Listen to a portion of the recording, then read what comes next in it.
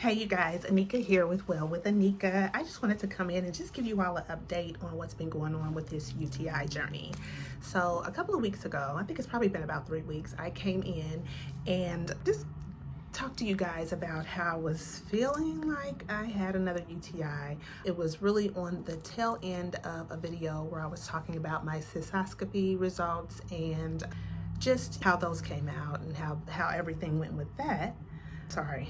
And I felt like I was getting another UTI and wanted to really find out for sure if that's what I was dealing with. I had my nurse practitioner and MA at the doctor's office here where I work do a urine test. And so it came back negative, but it did say that I had some vaginal flora present.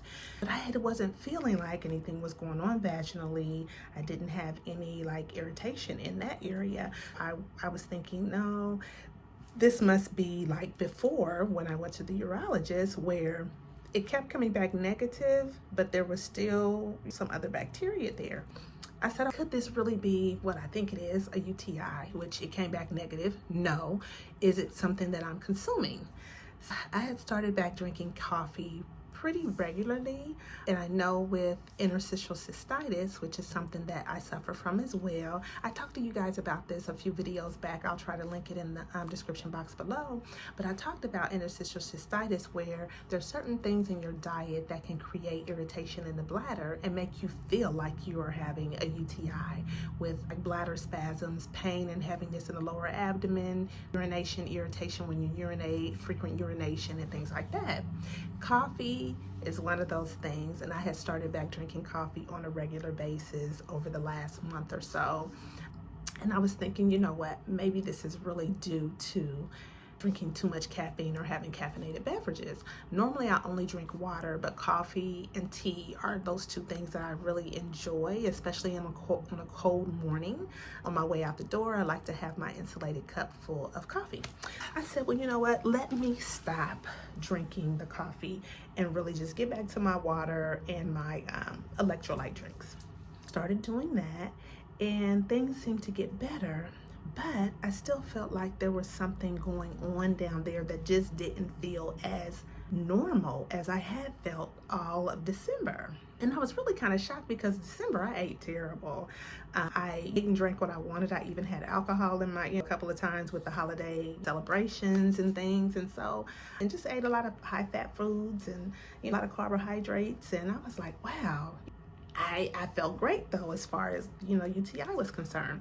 Well, 2 weeks later, I decided to call my urologist again, and I said, hey, I had a test at my gynecology office with testing for UTI 2 weeks ago, around January 13th. It is now February, and I'm still feeling like I'm having symptoms of a UTI. So she told me, okay, she sent in a lab orders to a local lab here, and I went in and did the lab test and got my results back, and come to find out, I still do not have a UTI. So I said, if I don't have a UTI, what is really going on, right?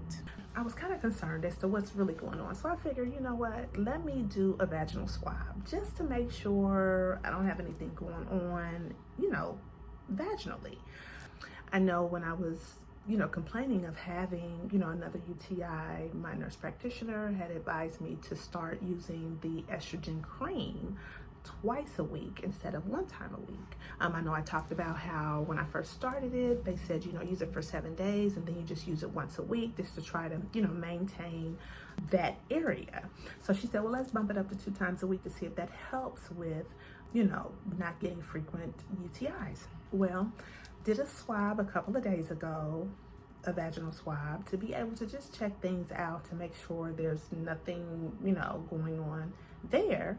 And I just got the results back a few minutes ago, and there is a yeast infection going on. Now, I know I'm being a little bit graphic and just telling all of my business, but I feel like I want to come in and just share with you all as I'm on this menopause journey, right? I've had a hysterectomy. I've never dealt with these things as much as I'm having to deal with them now, and I can't possibly be by myself. Like, I can't be the only person that's dealing with chronic, UTIs and now yeast infection. I am being prescribed diflucan, but I did a little research on some natural things I can do to keep from getting yeast infection, and what are some of the causes of yeast infections for women who are menopausal, who no longer have a uterus, who no longer have periods. You know, what could be causing it? And one of the number one causes is estrogen imbalance, having too much estrogen. So I'm thinking when I bumped up maybe my estrogen to 2 times a week, that then maybe, you know, caused more yeast to grow, or maybe could it have been adding the progesterone? So about a month ago or so, about 6 weeks or so, no, probably been about 2 months now, I added progesterone to my HRT regimen because I was having trouble sleeping. And as I was talking with my, you know, practitioner, she suggested that, you know, it was something that we could try, and if it would help me sleep, by all means, she would prescribe it. And so I take 100 milligrams of micronized progesterone a few times a week. And I really, you know, I feel good on it, don't have any problems with it, but I wonder if it, along with my estrogen patch and then the estrogen cream, is just throwing my pH balance off down there and causing me to have a yeast infection. So what I'm going to do is draw back on those things. I'm going to stop using the estrogen cream and stop using the progesterone, get everything cleared up, and then maybe introduce one or the other for a time to see if I get any type of reaction or flare up. Another thing that I am going to try is taking a probiotic. When I did a little research, they suggested that a probiotic would be a really good way to ward off the accumulation of yeast in the body, you know, overall, and as well as your lady parts. So I got a couple of good recommendations for probiotics that I'm going to get online and order today and start taking those right away. I take a fiber that has a pro and prebiotic in it, but maybe it's not as potent, or as, you know, it's not the best quality, maybe. I am going to look at taking a separate pro and prebiotic by itself, and then my fiber by itself, and not necessarily do a combination product in helping me with this particular season of this journey. So I'll come back in, of course, and share with you, you know, how I'm doing with that. Another thing that my urologist talked to me about was starting a medication. Well, it's really like a cranberry supplement called Illura. I think it's Ellura. I'll put the website in the description box again.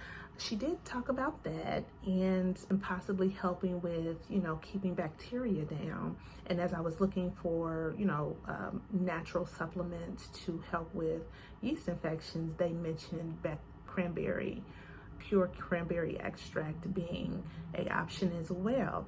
So Allura is a proprietary blend in the way they extract something called PCA or something out of the cranberry. I don't know. I'll have to get that information, get a little bit more solid on what that entails. And with that particular supplement, it's about $49 a month. I mean, you know, it's either that or be on a prescription every, you know, so often to try to keep away urinary tract infections. So, you know, you have to kind of weigh the benefits, see if the benefits outweigh the cost. So that is something I may look into, you know, taking, or maybe even trying to see if it's something that might help with, you know, just balancing, you know, my body as I'm going through this shift with menopause and having a hysterectomy. I had a hysterectomy in May. I am, what is it, 7 months post? Let's see, June, July, August, September, October, November, December, January, now February. So I am 9 months post hysterectomy. And so I am still learning. I think, you know, it's important to, of course, do your research.